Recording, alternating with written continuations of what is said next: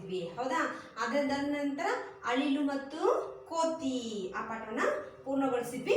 ಇಂದು ಚಂದಿರನೇತಕ್ಕೆ ಓಡುವ ನಮ್ಮ ಚಂದಿರ ನೋಡಿರಲ್ಲ, ಯಾಕೆ ಓಡೋಣ ಅವನು ಅಂತ ಹೇಳಿ ನಾವು ಕೇಳೋಣ.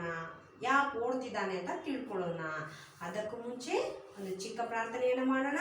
ತದನಂತರ ನಾವು ನಮ್ಮ ತರಗತಿಯನ್ನ ಮುಂದುವರಿಸೋಣ. ಕಣ್ಗಳನ್ನು ಮುಚ್ಚಿ ನಿಮ್ಮ ನನ್ನೊಟ್ಟಿಗೆ ಪ್ರಾರ್ಥನೆಯನ್ನ ಹೇಳಿ.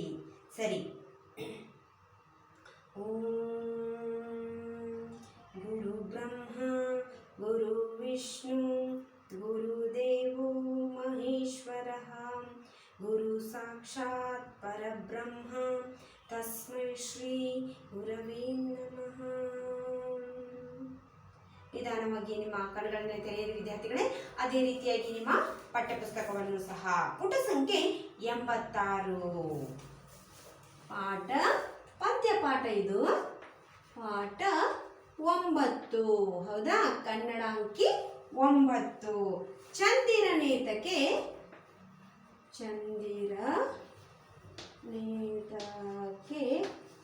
ಓಡುವ ನಮ್ಮ.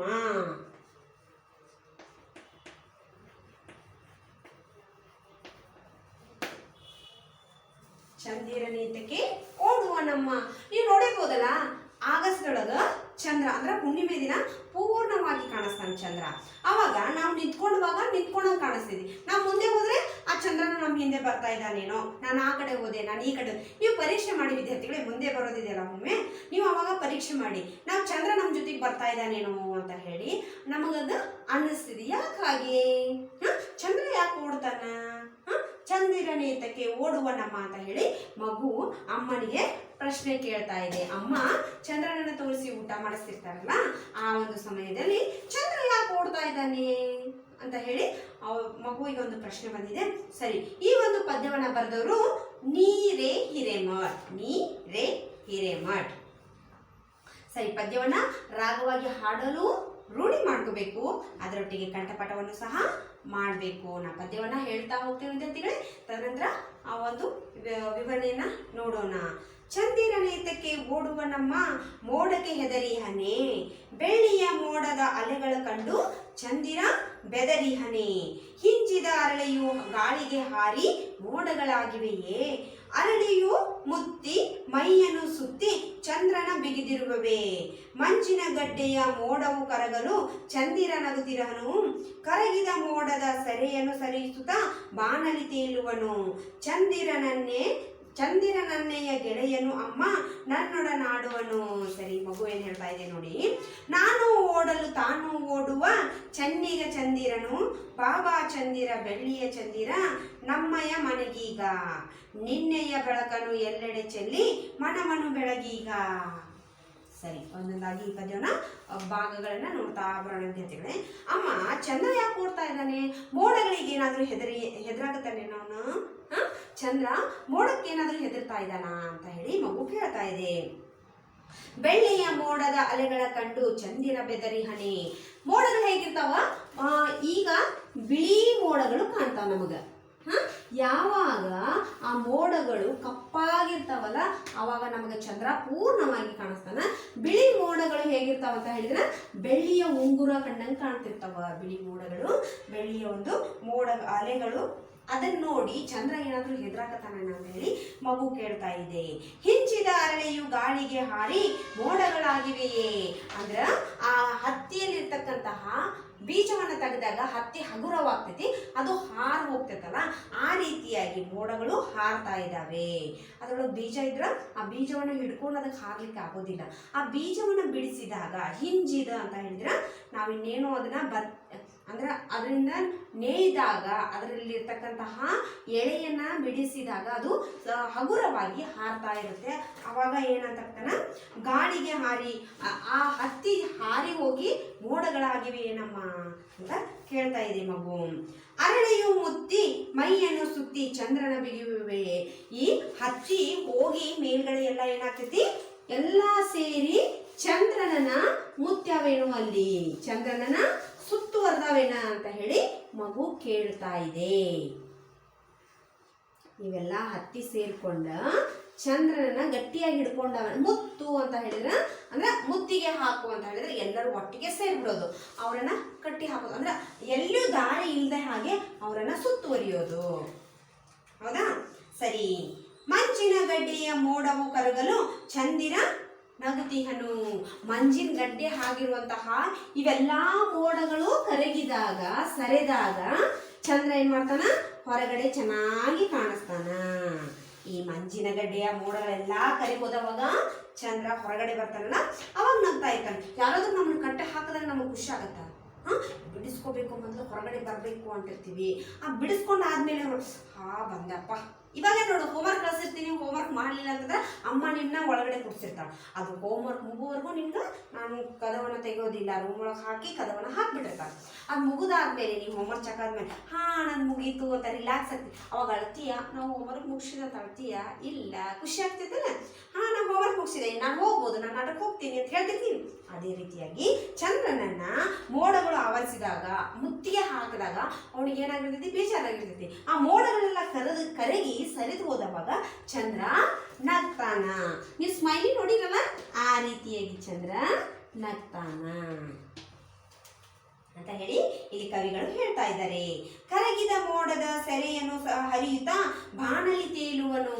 ಈ ಮೋಡಗಳೆಲ್ಲ ಕರಗಿ ಹೋದವಾಗ ಚಂದ್ರ ನಿಧಾನವಾಗಿ ಬಾಣಲಿ ತೇಲ್ತಾ ಇರ್ತಾನ. ಹೇಗೆ ತೇಲ್ತಾ ಇರ್ತಾನ? ಮಜ್ಜಿಗೆಯೊಳಗ ಬೆಣ್ಣೆ ಇಟ್ಟಿರ್ತಾರಲ್ಲ, ಆ ರೀತಿಯಾಗಿ. ನೀವು ಯಾರಾದರೂ ಮನೆಯಲ್ಲಿ ಅಮ್ಮ ಬೆಣ್ಣೆ ಮಾಡ್ತಾ ಇದ್ರೆ ಆ ಮಜ್ಜಿಗೆ ಒಳಗೆ ಬೆಣ್ಣೆಯನ್ನು ಬಿಟ್ಟಾಗ ಅದು ಮುಳುಗೋಗೋದಿಲ್ಲ ವಿದ್ಯಾರ್ಥಿಗಳೇ, ಅದು ತೇಲ್ತಾ ಇರ್ತೈತೆ. ಆ ರೀತಿಯಾಗಿ ಚಂದ್ರ ಏನು ಮಾಡ್ತಿರ್ತಾನ? ಆಗಸದೊಳಗೆ ತೇಲ್ತಾ ಇರ್ತಾನ.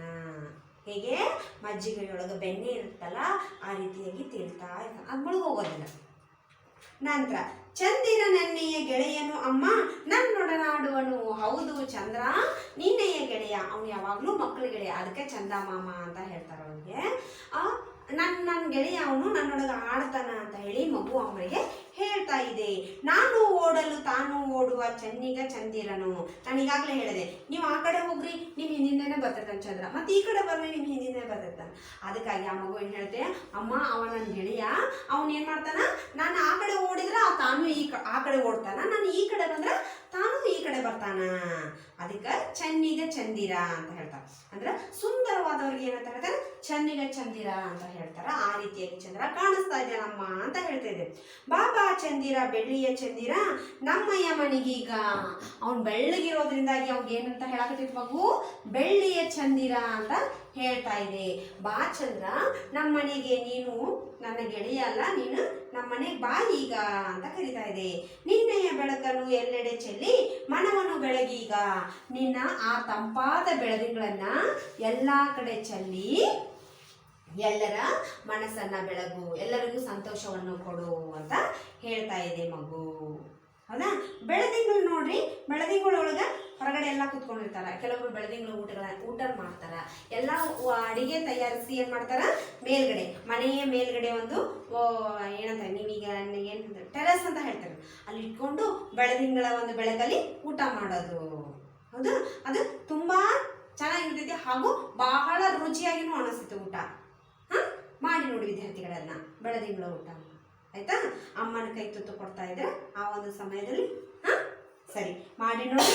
ಈ ಒಂದು ಪದ್ಯವನ್ನ ರಾಗವಾಗಿ ಹಾಡಿ, ಅದೇ ರೀತಿಯಾಗಿ ಈ ಒಂದು ಪದ್ಯದಲ್ಲಿ ಬಂದಿರತಕ್ಕಂತಹ ಪದಗಳನ್ನ ನಾನು ಕೊಡ್ತಾ ಹೋಗ್ತೀನಿ.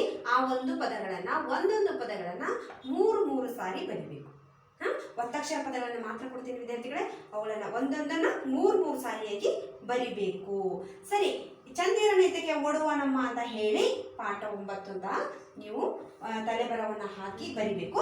ತದನಂತರ ಮೋಡಗಳು, ಏನೇನು ಚಿತ್ರ ತೆಗಿಬೇಕು? ಮೋಡಗಳನ್ನ ತೆಗಿಬೇಕು. ತದನಂತರ ಚಂದಿರನನ್ನು ತೆಗಿಬೇಕು.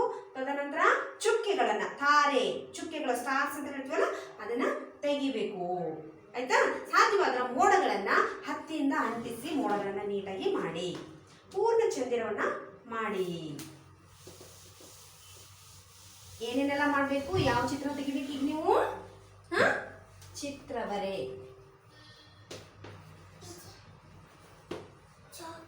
ಚಂದಿರ, ಚಂದಿರನ ಚಿತ್ರ ಬರಿಬೇಕು.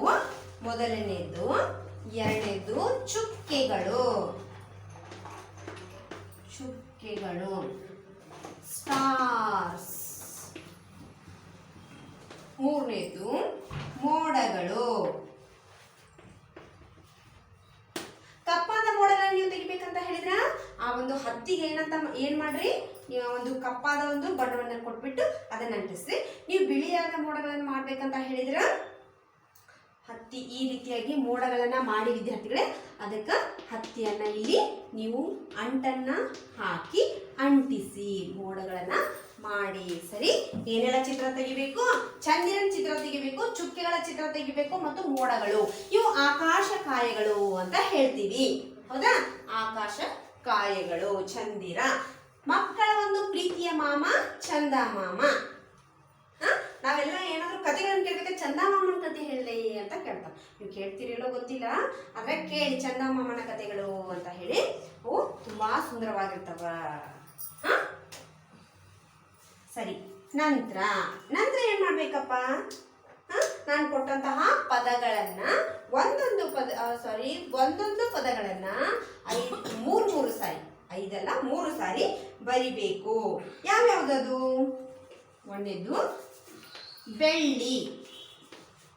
ಬೆಳ್ಳಿ ಮೊದಲನೇದು. ಎರಡನೇ ಪದ ಯಾವುದು? ಗಡ್ಡೆ. ಗಡ್ಡೆ. 3 ಅರಳೆ. ಅರಳೆ ಅಂದ್ರ ಹತ್ತಿ, ಹೌದಾ? 4 ಚೆನ್ನಿಗ. 5 ಎಲ್ಲೆಡೆ. 6 ಅಮ್ಮ. 7 ಆಯ್ತಾ ಮಕ್ಕಳೇ? ಎಲ್ಲೆಡೆ. ಎಲ್ಲೆಡೆ ಬರ್ದಾಗಿದೆಯಲ್ಲ ಇಲ್ಲಿ, ಸರಿ. ಚಲ್ಲಿ. ಚಲ್ಲಿ ಅಂತಂದ್ರ ಹೀಗೆ ಹರಡೋದು. 7 8 ಏನಪ್ಪ? ನನ್ನೊಡನೆ. ನನ್ನೊಡನೆ. ಇದನ್ನ ಒಂದೊಂದು ಪದವನ್ನ ಎಷ್ಟು ಸಾರಿ ಬರಿಬೇಕಂತ ಹೇಳಿದೆ? 3 ಸಾರಿ ಬರಿಬೇಕು. ಬರಿತೀರಲ್ಲ? ನಮ್ಮ. ನಮ್ಮ ಚಂದಿರನ ಮಗು ನಮ್ಮನೆಗೆ ಬಾ ಅಂತ ಹೇಳಿ ಕರಿತಾ ಇದೆ. ಆಯ್ತಾ? ಸಾಕು. 9 ಪದಗಳು ಮಾತ್ರ ಸಾಕು ವಿದ್ಯಾರ್ಥಿಗಳೇ. ಅವರೆಲ್ಲ ನೀಟಾಗಿ ಬರಿಬೇಕು. ಈ ಚಿತ್ರಗಳನ್ನ ಬರಿಬೇಕು. ಚಂದಿರ, ಚುಕ್ಕೆಗಳು, ಮೋಡಗಳು ಯಾವ ರೀತಿಯಾಗಿ ತೆಗಿತೀರಿ ನೋಡೋಣ ನಾವು. ನಾನು ನಿಮ್ಗೊಂದು ಏನಂದ್ರೆ ಒಂದು ಉಪಾಯ ಹೇಳ್ಬೇಕಂತ ಹೇಳಿದ್ರ, ಮೊದಲಿಗೆ ನಿಮ್ಮ ಒಂದು ಪೇಜಿಗೆ ಏನ್ ಮಾಡ್ರಿ, ಕಪ್ಪಾದ ಬಣ್ಣವನ್ನ ಹಾಕಿ. ಕಪ್ಪಾದ ಬಣ್ಣವನ್ನ ಪೂರ್ಣವಾಗಿ ಕಪ್ಪು ಬಣ್ಣದಿಂದ ತುಂಬಿಸ್ರಿ ಅದನ್ನ. ಇಲ್ಲಿ ನೋಡಿ ಈ ರೀತಿಯಾಗಿ. ಇವಾಗ ನೀವು ಬೇಕಾದಾಗೆ ಚುಕ್ಕಿಗಳನ್ನ, ನಕ್ಷತ್ರಗಳನ್ನ ಮಾಡ್ಕೋಬಹುದು. ಅದು ಬಹಳ ಸುಂದರವಾಗಿ ಕಾಣಿಸುತ್ತೆ. ಮೊದಲಿಗೆ ನಿಮ್ಮ ಪೇಪರ್ ಅನ್ನ ಏನ್ ಮಾಡ್ಬೇಕು, ಪೂರ್ಣ ಕಪ್ಪಾದ ಅಂದ್ರೆ A4 ಸೈಜ್ ಅಲ್ಲಿ ಮಾಡಿ ಅದನ್ನ ನಮ್ಗೆ ಫೋಟೋ ಕಳಿಸಿ ನೀವು. ಈ ರೀತಿಯಾಗಿ ಮಾಡಬೇಕು ಸ್ಟಾರ್ಗಳನ್ನ. ಆಮೇಲೆ ಮೋಡಗಳನ್ನ, ಮೋಡ್ ಮೇಲೆ ಇರ್ತಾವೋ ಚುಕ್ಕಿಗಳು, ಮೋಡ್ ಒಳಗಡೆ ಇರ್ತಾವೋ. ಮೇಲ್ಗಡೆ ಮೋಡ ಇರ್ತಾವ, ಒಳಗಡೆ ಚುಕ್ಕಿಗಳು, ತಾರೆಗಳು ಇರ್ತಾವ. ಈ ಎಲ್ಲಾ ಮಧ್ಯೆ ಏನ್ ಮಾಡ್ಬೇಕು, ಚಂದಿರನನ್ನ ತೆಗಿಬೇಕು ಈ ರೀತಿಯಾಗಿ. ನಾನಿಮ್ಮ ಆ ಒಂದು ಚಿತ್ರಕ್ಕಾಗಿ ಕಾಯ್ತಾ ಇರ್ತೀವಿ ವಿದ್ಯಾರ್ಥಿಗಳು, ಯಾರೆಲ್ಲ ಹೇಗೆ ಕಳಿಸ್ತಾರೆ ಅಂತ ಹೇಳಿ. ಸರಿ, ಇದು ಇಂದಿನ ಮನೆ ಕೆಲಸ. ಯಾವುದು? ಈ ಕೊಟ್ಟಂತಹ ಎಲ್ಲ ಪದಗಳನ್ನ ಒಂದೊಂದನ್ನ 3 ಸಾರಿ ಬರಿಬೇಕು. ಆಯ್ತಾ? ಮುಂದೆ ಹೋಗೋಣ.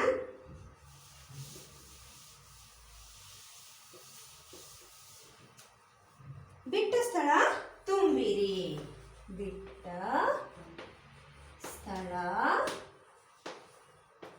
ತುಂಬಿರಿ. ಇಲ್ಲಿ ಜಾಗ ಖಾಲಿ ಬಿಟ್ಟಾರಲ್ಲ, ಅದನ್ನು ನಾವು ತುಂಬಬೇಕು. ಬೆಳ್ಳಿಯ ಮೋಡದ ಡ್ಯಾಶ್ ಕಂಡು ಚಂದಿರ ಬೆದರಿಹನೆ. ಅಲ್ಲಿ ಉತ್ತರ ಏನ್ ಬರಿಬೇಕು? ಅಲೆ. ಬೆಳ್ಳಿಯ ಮೋಡದ ಅಲೆಗಳ ಕಂಡು ಚಂದಿರ ಬೆದರಿಹನೆ. ನಾನು ಏನಂತ ಹಾಕಿದೆ ಅಲ್ಲಿ? ಅಲೆಗಳು.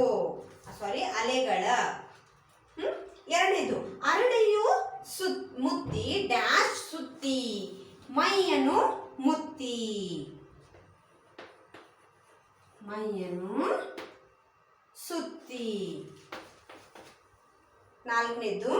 ಮೂರನೇದು ಮಂಜಿನ ಡ್ಯಾಶ್ ಮೋಡವು ಕರಗಲು ಮಂಜಿನ ಗಡ್ಡೆಯ ಐಸ್ ಕ್ಯೂಬ್ ನೋಡಿರಲ್ಲ ನೀವೀಗೆಲ್ಲ ರೆಫ್ರಿಜರೇಟರ್ ಇಟ್ಟಾಗ ಅದು ಗಡ್ಡೆ ಆಗಿರ್ತೈತಿ. ನೀವು ನೀರು ಹಾಕಿಟ್ಟಿರ್ತೀರಿ ಅದು ಐಸ್ ಆಗಿರ್ತೈತಿ. ಆಮೇಲೆ ಹೊರಗಡೆ ಇಟ್ಟ ತಕ್ಷಣ ಅದು ಏನಾಗ್ತೈತಿ ಕರಿಗ್ ಹೋಗ್ತೈತಿ. ಅದೇ ಗಡ್ಡೆ, ಮಂಜಿನ ಗಡ್ಡೆ. ಐಸ್ ಕ್ಯೂಬ್ಗೆ ಕನ್ನಡದಲ್ಲಿ ಮಂಜಿನ ಗಡ್ಡೆ ಅಂತ ಹೇಳ್ತಾರ. ನಾನು ಓಡಲು ತಾನು ಓಡುವ ಡ್ಯಾಶ್ ಚಂದಿರನು ಚನ್ನಿಗ ಚಂದಿರನು ಚನ್ನಿಗ. ಈ ಒಂದು ಪದಗಳನ್ನ ಆ ಖಾಲಿ ಜಾಗದಲ್ಲಿ ಬರಿಬೇಕು, ಅದನ್ನ ಪೂರ್ಣಗೊಳಿಸಬೇಕು.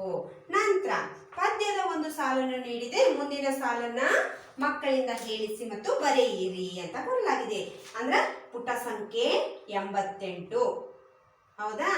88ನ್ನ ಪೂರ್ಣಗೊಳಿಸಬೇಕು. ಪುಟ ಸಂಖ್ಯೆ 88ನ್ನು ಪೂರ್ಣಗೊಳಿಸಿ.